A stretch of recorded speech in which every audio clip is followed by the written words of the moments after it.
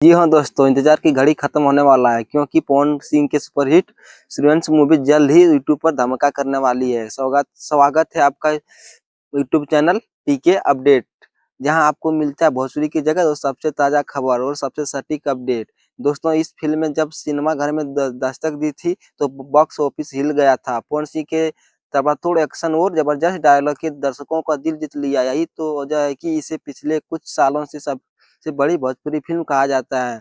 अब यह सवाल है कि ये मूवी आखिर यूट्यूब पर कब आएगी। दरअसल 3 से 4 दिन पहले सुन म्यूजिक यूट्यूब चैनल पे उसने अपनी कम्युनिटी पोस्ट में पोस्ट डाला था, जिसमें उन्हें मूवी के लिए नए गाने की रिलीज करने का लेकर राय मांगी। लेकिन दोस्तों, कमेंट पढ़कर तो साफ हो गया कि दर्शक गाने से ज्यादा मूवी का बेसब्री इंतजार कर रहे हैं।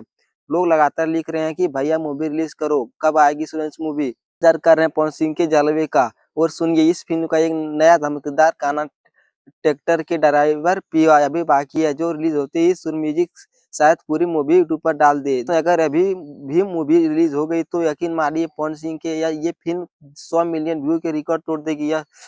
यह सवाल आपके लिए, क्या आपको लगता है इसे अभी रिलीज कर देना चाहिए या थोड़ा इंतजार करना चाहिए ताकि इसका ग्रैंड प्रीमियर बन जा सके।